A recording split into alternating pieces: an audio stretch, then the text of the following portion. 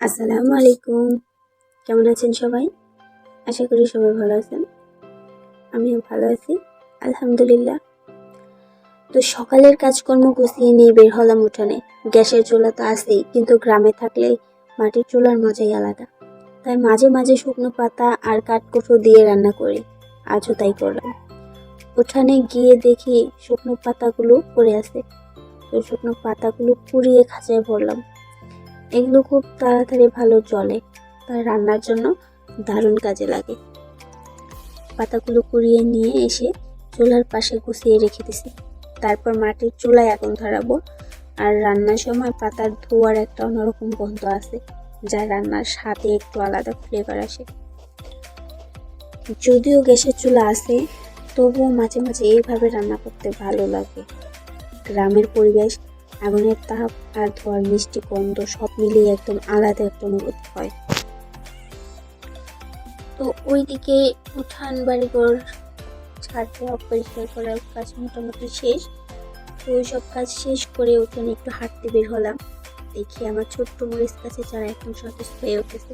ভাবলাম আজকে ওর একটু যত্ন নেওয়া দরকার। গাছের চারপাশে মাটি একটু নরম করে দিলাম, যাতে শিকড় ভালোভাবে মাটির মধ্যে বাড়তে পারে। তারপর হাতে করে একটু ছাগলের খুঁটি এনে চারপাশে ছড়িয়ে দিলাম। এটা কিন্তু খুব ভালো প্রাকৃতিক সার, গাছ একদম দ্রুত বেড়ে ওঠে।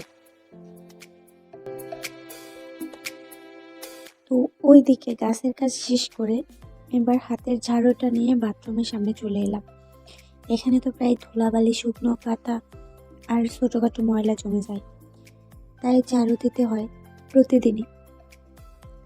একদিকে ঝাড়ু দিতেছি আর অন্যদিকে ভাবতেছি, শুধু সামনের অংশই না, চিপা চাপাও ভালো করে পরিষ্কার করা দরকার, না হলে ময়লা জমে থাকতে পারে। ওখান থেকে মশা মাছি যত রকমের পোকামাকড় আছে সবকিছু জন্ম নিতে পারে। তাই একদম কোনাকাঞ্চি সব জায়গায় ঝাড়ু দিয়ে গুছিয়ে নিলাম। পরিষ্কার করার পর দেখলাম জায়গাটা একদম চকচকে হয়ে গেছে।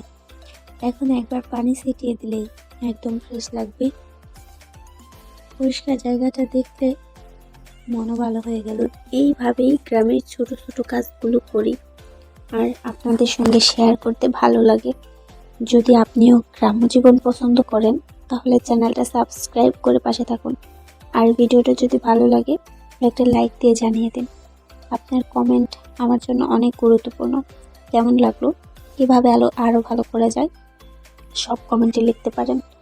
পরবর্তী ভিডিওতে আবার দেখা হবে। ততদিন ভালো থাকবেন, সুস্থ থাকবেন। আল্লাহ হাফেজ।